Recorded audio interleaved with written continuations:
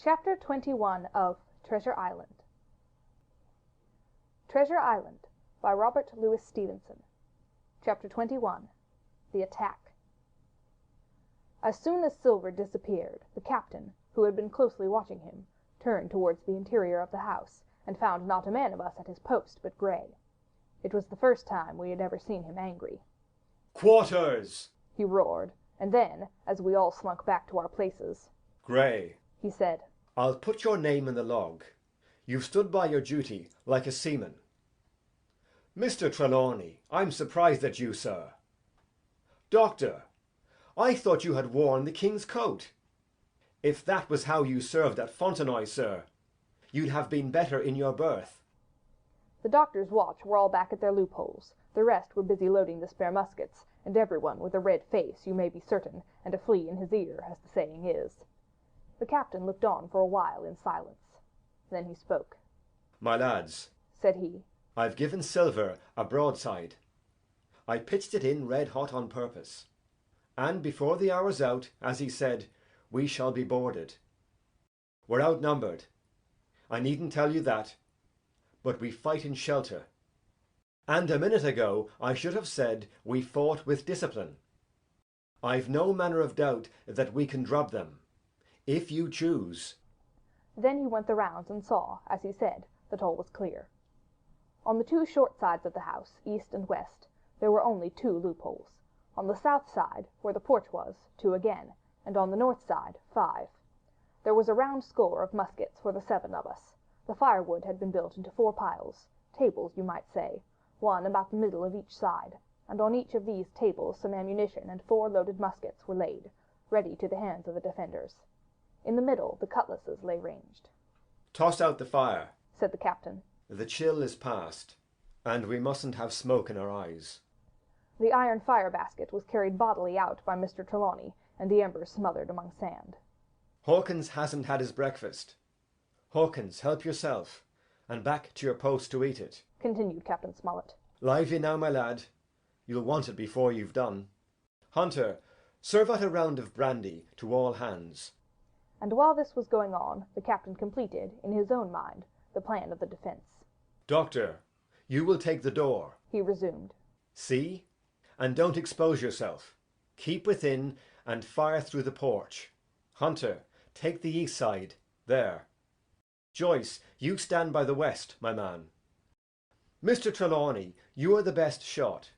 You and Gray will take this long north side, with the 5 loopholes. It's there the danger is. If they can get up to it, and fire in upon us through our own ports, things will begin to look dirty. Hawkins, neither you nor I are much account at the shooting. We'll stand by to load and bear a hand." As the captain had said, the chill was past. As soon as the sun had climbed above our girdle of trees, it fell with all its force upon the clearing, and drank up the vapours at a draught. Soon the sand was baking, and the resin melting in the logs of the blockhouse.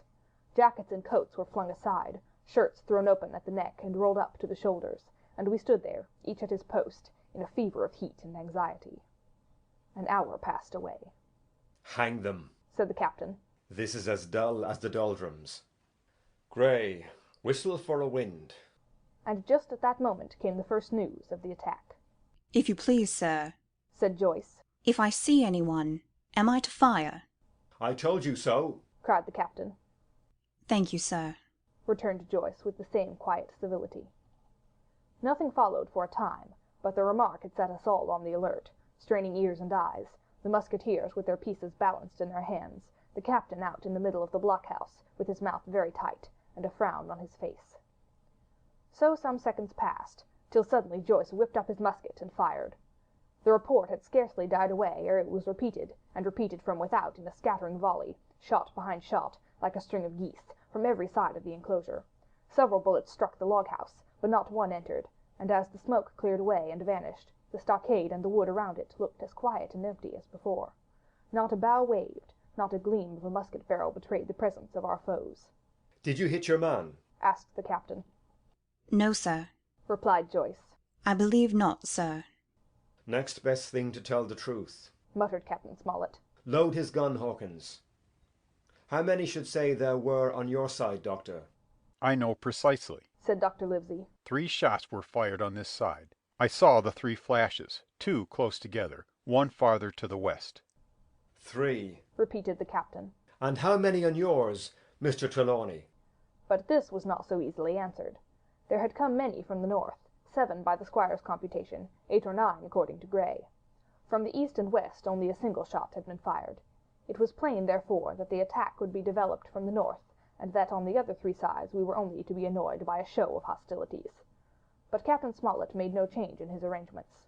If the mutineers succeeded in crossing the stockade, he argued, they would take possession of any unprotected loophole, and shoot us down like rats in our own stronghold. Nor had we much time left to us for thought.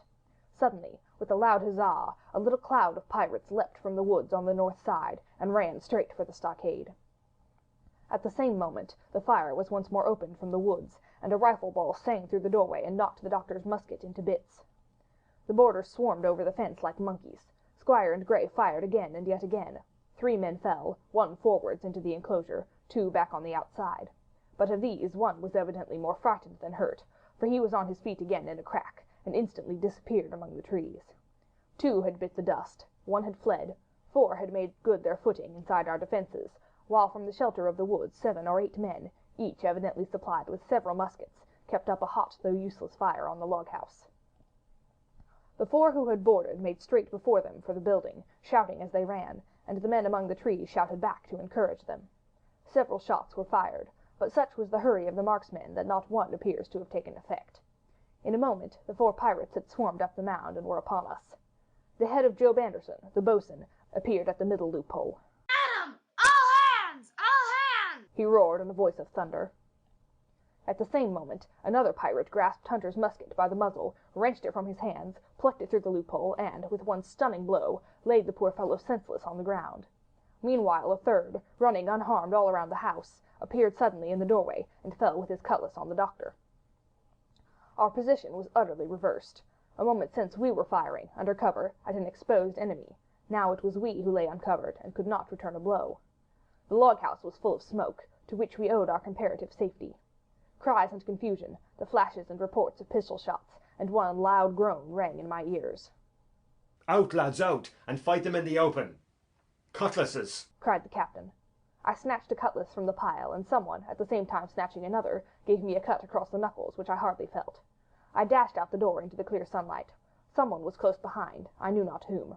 Right in front, the doctor was pursuing his assailant down the hill, and just as my eyes fell upon him, beat down his guard and sent him sprawling on his back with a great slash across the face.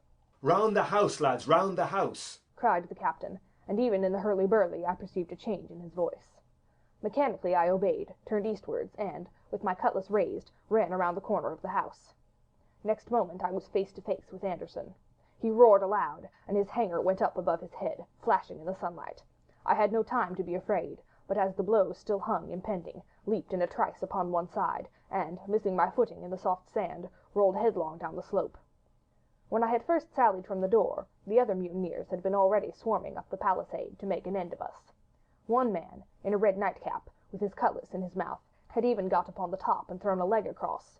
Well, so short had been the interval, that when I found my feet again all this was in the same posture, the fellow with the red nightcap still halfway over, another still just showing his head above the top of the stockade. And yet, in this breath of time, the fight was over, and the victory was ours. Gray, following close behind me, had cut down the big boatswain ere he had time to recover from his last blow. Another had been shot at a loophole in the very act of firing into the house, and now lay in agony, the pistol still smoking in his hand. A third, as I had seen, the doctor had disposed of at a blow. Of the 4 who had scaled the palisade, one only remained unaccounted for, and he, having left his cutlass upon the field, was now clambering out again with the fear of death upon him. "Fire! Fire from the house!" cried the doctor. "And you, lads, back into cover!" But his words were unheeded. No shot was fired, and the last boarder made good his escape, and disappeared with the rest into the wood. In 3 seconds, nothing remained of the attacking party but the 5 who had fallen, 4 on the inside, and 1 on the outside of the palisade. The doctor and Gray and I ran at full speed for shelter. The survivors would soon be back where they had left their muskets, and at any moment the fire might recommence. The house was by this time somewhat cleared of smoke, and we saw at a glance the price we had paid for the victory. Hunter lay beside his loophole, stunned. Joyce by his, shot through the head, never to move again, while, right in the centre, the squire was supporting the captain, one as pale as the other. "The captain's wounded," said Mr. Trelawney. Have they run? Asked Mr. Smollett. All that could, you may be bound. Returned the doctor. But there's 5 of them will never run again. 5, cried the captain. Come, that's better. 5 against 3 leaves us 4 to 9. That's better odds than we had at starting. We were 7 to 19 then, or thought we were, and that's as bad to bear.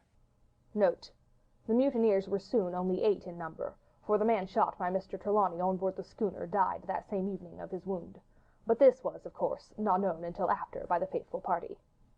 End of note. End of chapter 21.